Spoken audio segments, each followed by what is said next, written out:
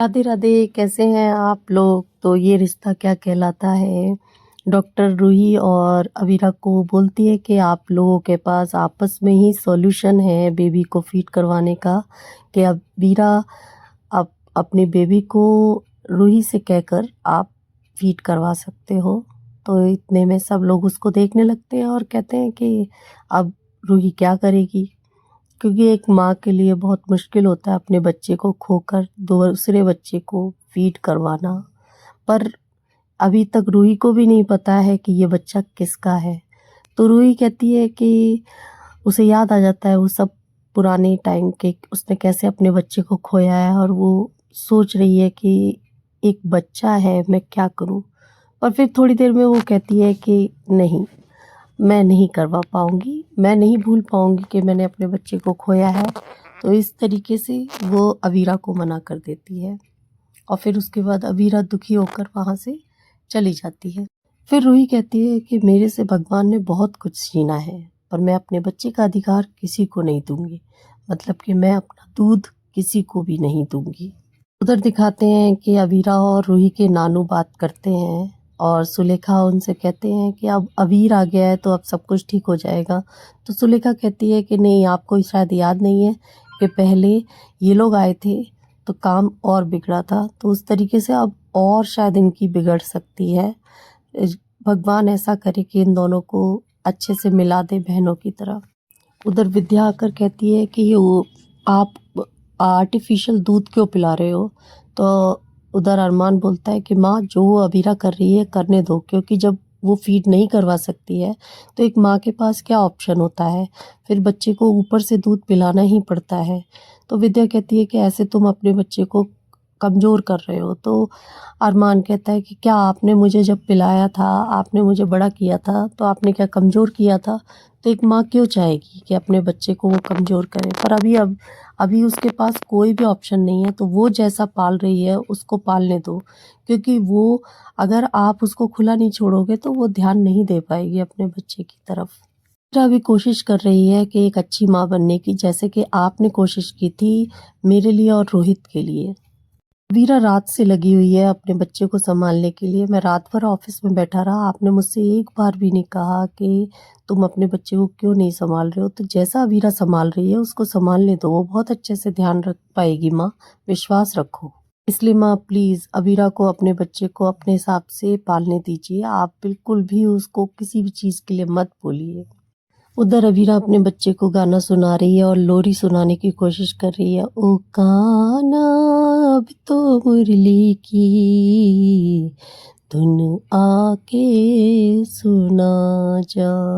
पर रूही जैसे ही ये भजन सुनती है तो उसको अजीब सा होने लगता है। वो अपने कान पर उंगली लगाकर कहती है, ये बच्चे की रोने की आवाज़ से मुझे नफरत होती है, मुझे अजीब लगता है। तो रोहित उसे समझाने की कोशिश करता है, रूही ऐसा नहीं है, वो भी तुम्हारा ही बच्चा है। तो एकदम रूही कहती है, सच में वो मेरा बच्चा है।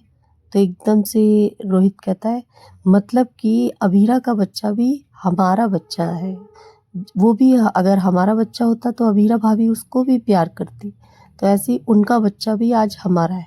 तो रूही एकदम से गुस्से में उसका हाथ नीचे करती है और कहती है, नहीं, उसका बच्चा हमारा नहीं है। मेरा बच्चा मेरा होता, किसी और के बच्चे को मैं अपना बच्चा नहीं मान सकती, मैं उसकी माँ नहीं हो सकती।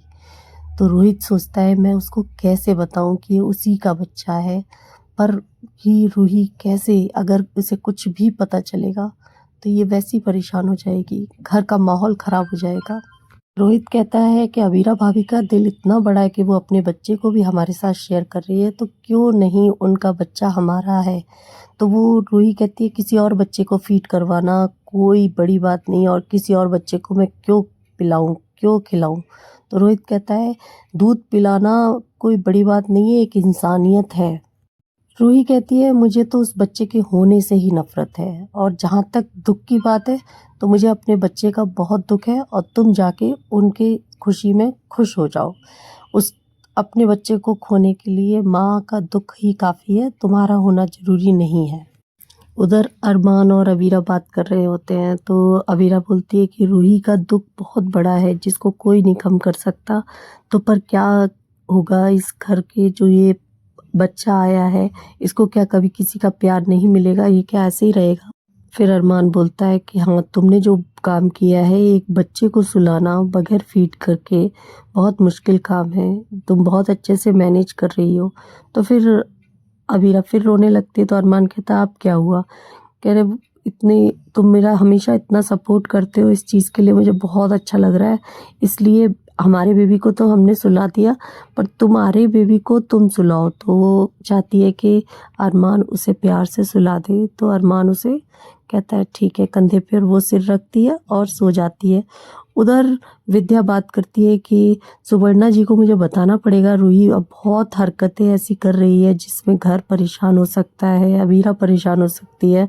तो दादी सा आती है और कहती है, फ़ोन छीन लेती है। तो एकदम विद्या कहती है ये आप क्या कर रही हो? तो दादी सा कहती है मैं सही कर रही हूँ, उधर सुवर्णा जी को परेशान करने की बिल्कुल ज़रूरत नहीं है, घर का मसला घर तक ही रहना चाहिए, किसी और के नहीं बताओ, परेशान मत करो।